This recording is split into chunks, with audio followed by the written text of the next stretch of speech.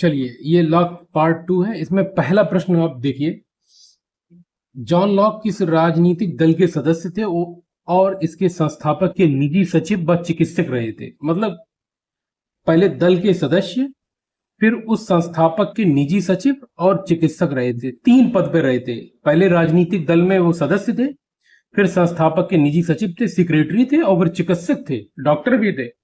ये कौन सी पार्टी थी? हिग दल था। आंसर आपका यहाँ पे लेगा हिग दल। इसमें आंसर पीडीएफ में करेक्शन नहीं हो पाया, आंसर आपके लिखे हुए हैं। अगला प्रश्न, जॉन लॉक ब्रिटेन की ऐतिहासिक क्रांति के प्रत्यक्ष गवाह थे, जिसने वहां लोकतंत्र की नींव को मजबूत किया। ये बात किसके संदर्भ में है? ये बात है 1688 की गौरवपूर्ण रक्तहीन क्रांति।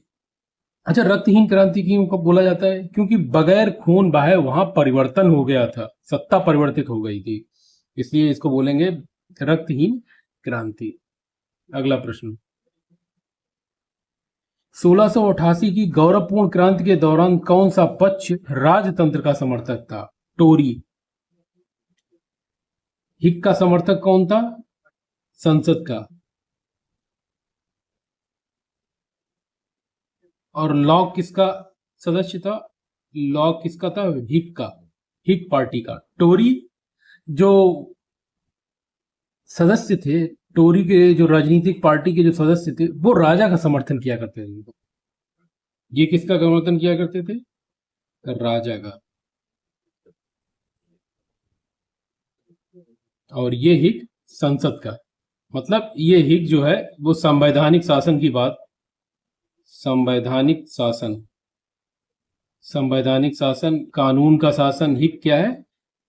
कानून का शासन, कानून का शासन।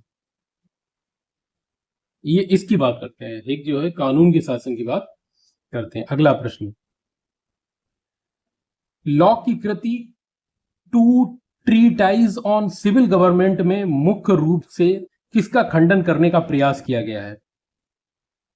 To treatise on civil government ने रॉबर्ट फिल्मर और थॉमस हॉब्स की जो प्रभुसत्ता है उसका खंडन किया गया है। क्या? रॉबर्ट फिल्मर और थॉमस हॉब्स ने जो प्रभुसत्ता बोली है, प्रभुसत्ता का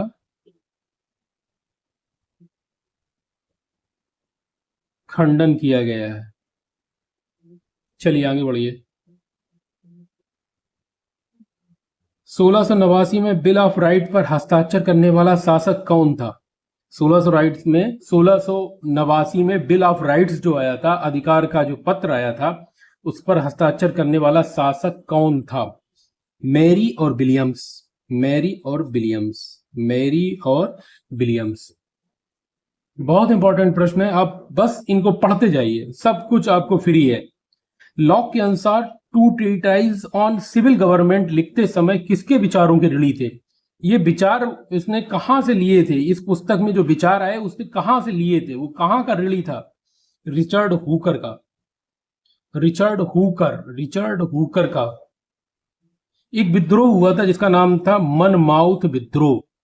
मनमाउथ रिबेलियन का मुख्य उद्देश्य क्या था?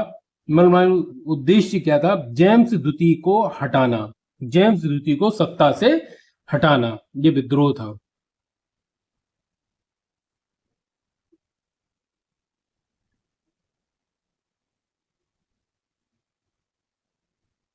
अगला प्रश्न, जॉन लॉक ने अपनी कृति फर्स्ट ट्रीटाइज में किस विचारक की पुस्तक पैट्रियार्का उसके दैवी अधिकार के सिद्धांत का खंडन किया है? तो जो पहली ट्रीटाइज आई थी, फर्स्ट ट्रीटाइज, जो पहली ट्रीटाइज आई थी, वो रॉबर्ट फिल्मर का खंडन करती है। वो किसका खंडन करती है? रॉबर्ट फिल्मर का खंडन करती है। इसमें देखिए क्रम संख्या गलत लिखी है, आप इसको 1 2 3 4, ये ज्यादातर गलत दिखी है। इस वाली पीडीएफ में करेक्शन कर लेना आप लोग।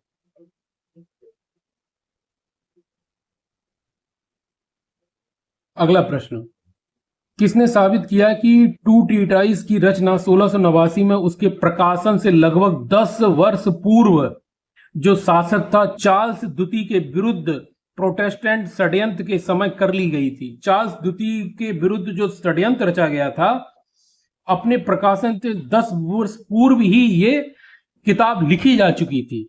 ये पीटर लासलेट बोलता है, ये पीटर लासलेट बोलता है। बहुत इंपॉर्टेंट क्वेश्चन है, मोस्ट मोस्ट इंपॉर्टेंट क्वेश्चंस।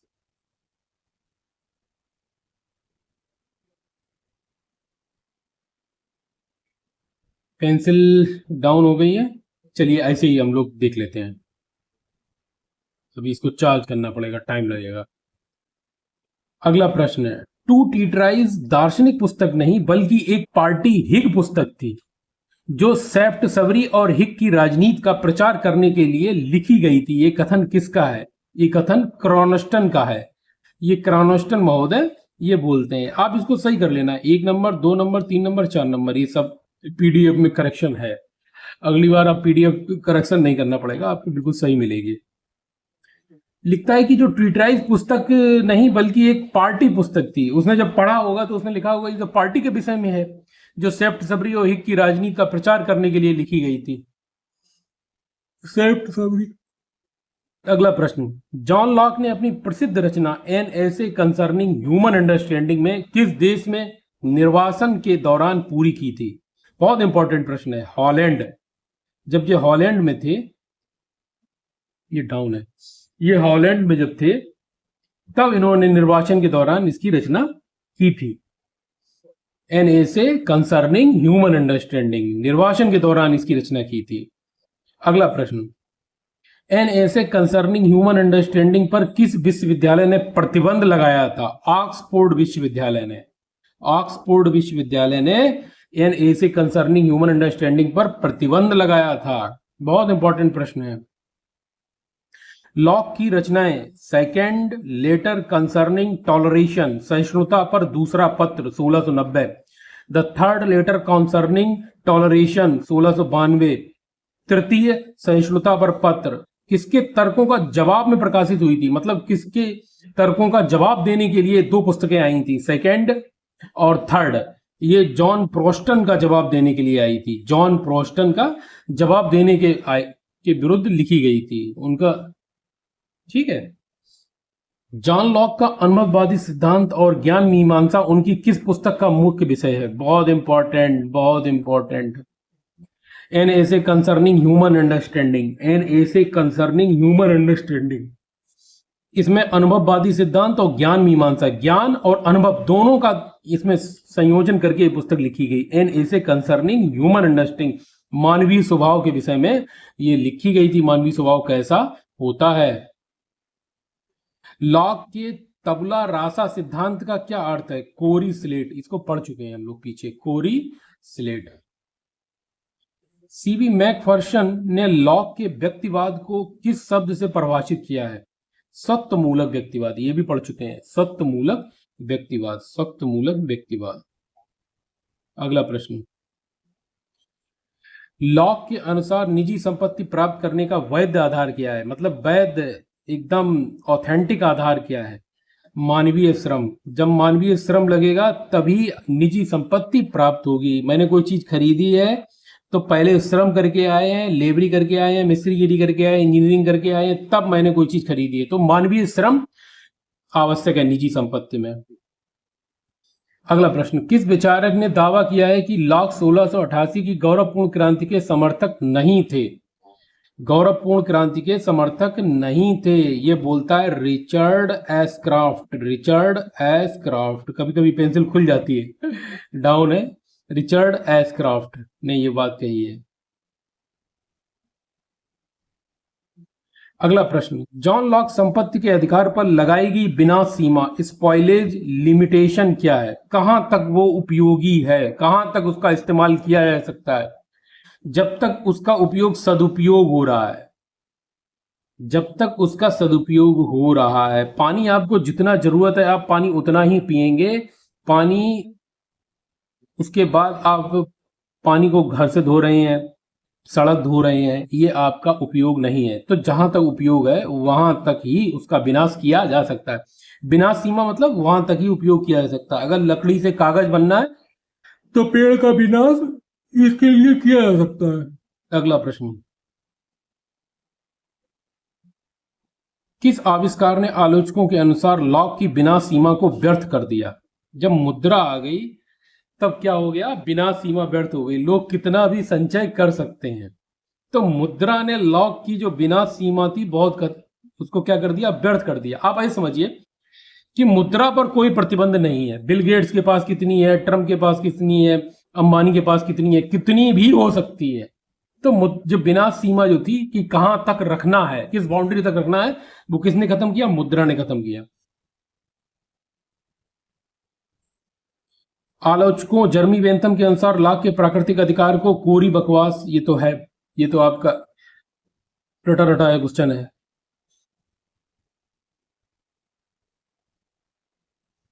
अगला प्रश्न, बटलर ने लॉक को आरंभिक स्त्रीवाद क्यों माना है? इसलिए माना क्योंकि वह समानता भाव और पितृसत्ता का विरोधी है। समानता भाव और पितृसत्ता का विरोधी है। समानता भाव और पितृसत्ता का विरोधी है। लॉक के अनुसार अनुभव प्राप्त करने के दो माध्यम कौन से हैं?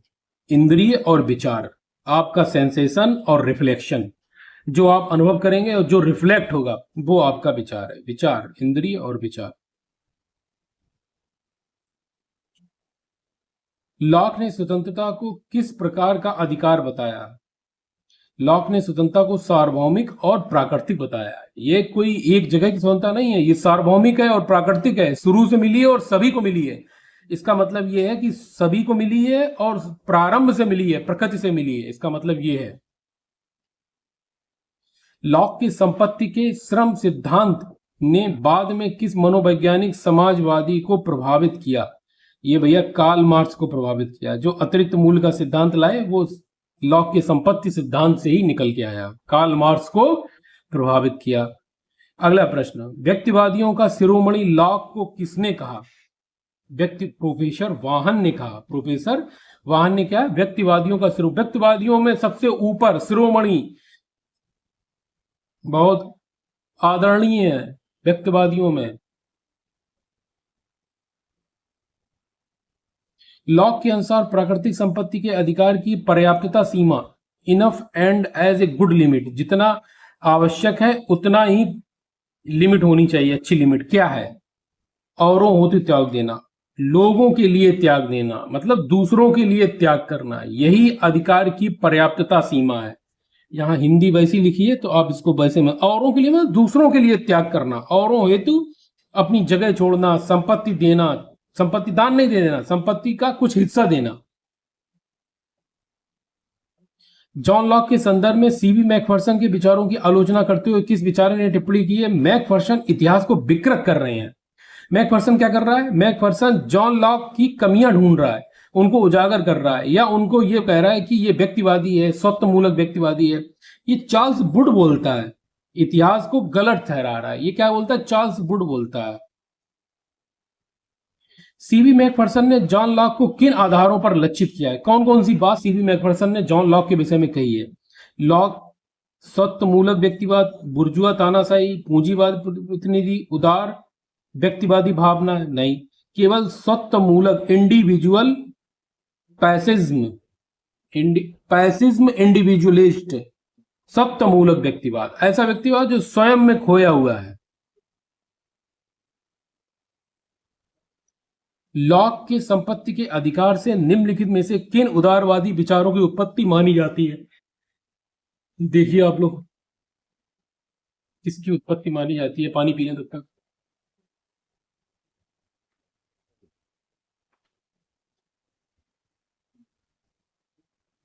उत्पत्ति मानी जाती है सीमित संप्रभुता। सीमित संप्रभुता। लॉक के संपत्ति के अधिकार में किन उदारवादी विचारों की उत्पत्ति मानी जाती है? सीमित प्रभुसत्ता। अगला प्रश्न, जॉन लॉक को सामान्य बुद्धि का दार्शनिक व क्रांतियों का दार्शनिक माना जाता है। लॉक ने इंग्लैंड की 1688 की रक्तहीन शानदार क्रांति का समर्थन किया तथा माना कि विरोध का अधिकार केवल बहुसंख्यकों के पास है। आपका उत्तर है ए और आर दोनों सही हैं। आर एक ही सही व्याख्या करता है, दोनों आपके सही हैं, दोनों आपकी, आर जो है एक ही व्याख्या करता है। 32 नंबर, अमेरिकी संविधान और स्वतंत्रता के घोषणा पत्र में, अमेरिका का जो संविधान और घोषणा पत्र था, लॉक के प्राकृतिक अधिकार, जीवन, स्वतंत्रता और संपत्ति को किस परिवर्तन के साथ अपनाया गया? लॉक, जो अमेरिका का संविधान लिखा गया उसमें लॉक के विचारों को कहां पर डाला गया और उसमें क्या करेक्शन किया गया? उसमें किया गया जीवन, स्वतंत्रता, सुख प्राप्ति का अधिकार। जीवन, स्वतंत्रता और संपत्ति, उसमें जीवन, स्वतंत्रता और सुख प्राप्ति का अधिकार, संपत्ति की जगह सुख प्राप्ति का अधिकार। जीवन, स्वतंत्रता और सुख प्राप्ति का अधिकार। अगला प्रश्न, कितने हैं आपके? 34 प्रश्न हैं। 34, 35, 36, 37, 38, बस 38 हैं आपके।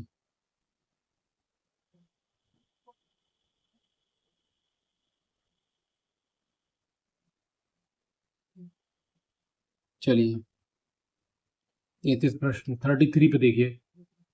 कौन सा समूह सीबी मैकफर्सन द्वारा प्रस्तुत, सीबी मैकफर्सन ने कौन सी बात जो है कही है प्रस्तुत? लॉक की व्याख्या, द लॉक हॉब्स के बर्जुआ विचारों को स्वीकार करते हैं। लॉक जो है वो हॉब्स के बर्जुआ विचारों को स्वीकार करते हैं, को गलत अस्वीकार मानता है।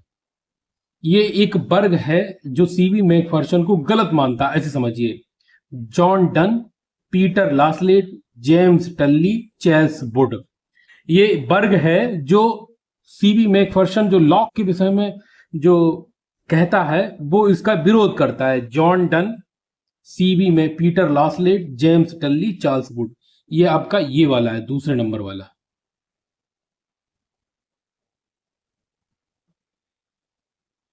जॉन लॉक के अनुसार स्वतंत्रता किस प्रकार का अधिकार है? प्राकृतिक अधिकार और सार्वभौमिक अधिकार। अभी तो पढ़ ही चुके हैं हम लोग, प्राकृतिक और सार्वभौमिक, शुरू से और सभी जगह। अपील टू हेवन के संबंध में कौन सा कथन सही है? यह आपका तीसरा प्रश्न सही है। यह सरकार के विरुद्ध जनता द्वारा क्रांति या विरोध करने का अधिकार है। अपील टू हेवन, ये अपील टू हेवन, इसको हेवन स्वर्ग से तुलना की गई है। अपील टू हेवन, ये सरकार के विरुद्ध जनता द्वारा क्रांति या विरोध करने का अधिकार, जनता द्वारा सरकार के विरुद्ध विरोध या क्रांति करने का अधिकार। जॉन हॉब्स और लॉक की शासन संबंधी अवधारणा की तुलना में कौन सा कथन असत्य है? देखिए, हॉब्स निरंकुश राजतंत्र का समर्थन करते हैं, लॉक संवैधानिक राजतंत्र का समर्थन करते हैं। ब्रिटेन में आज भी संवैधानिक राजतंत्र काम है जो लॉक के विचारों के अनुकूल है। लॉक के अनुसार राजसत्ता असीमित होती है जो जन अधिकारों द्वारा सीमित नहीं की जा सकती है। बिल्कुल ये वाला गलत है, उसको सीमित किया जा सकता है। लॉक कहता है सीमित किया जा सकता है, जन अधिकारों द्वारा विरोध किया जा सकता है, ठीक है, असीमित नहीं है, विरोध किया जा सकता है। 38, इतनी धुआंधार प्रश्न आ रहे हैं धुरंधर वाले, और आप लोग पता नहीं कौन सी कोचिंग के चक्कर में पड़े हैं। अमेरिका के किस प्रसिद्ध विचारक ने लॉक की तरह प्राकृतिक अधिकारों का समर्थन किया और कॉमन सेंस और राइट ऑफ मैन जैसी पुस्तक लिखी? Thomas Paine. कॉमन सेंस और right of Paine, common sense, right of Paine किसने लिखी? थॉमस पेन ने, लॉक के विचारों से प्रभावित होके। जॉन लॉक के जीवन, स्वतंत्रता और संपत्ति के अधिकार से निकले विचारों में कौन शामिल नहीं है? लोक कल्याणकारी राज्य। लॉक का राज्य रात्र प्रहरी राज्य की अवधारणा पर आधारित है, लोक कल्याणकारी राज्य पर नहीं। जोर जोर से चिल्लाता रहता है और जागता भी रहता है। चलिए, ये आपके लॉक की जो सीरीज थी पार्ट 2 वो कंप्लीट हो गया है। आपको कैसा लगा आप ईमानदारी से बताएं। आप अगर देख रहे हो, कहीं से भी आप देख रहे हो, किस शहर से देख रहे हो वो भी लिखें, शहर का नाम लिखें, और किसकी तैयारी कर रहे हैं वो भी लिखें कमेंट में। बहुत जल्द हम लोग लाइव क्लास भी लिया करेंगे, बहुत जल्द आने वाले हैं लाइव क्लास पे। नमस्कार सब लोगों को, YouTube Rohit Dubey official YouTube पर सभी लोगों को मेरा बहुत बहुत नमस्कार। आप लोग बहुत प्यार दे रहे हैं, सब्सक्राइबर बहुत जुड़ रहे हैं, कमेंट लिख रहे हैं, बहुत बहुत बढ़िया।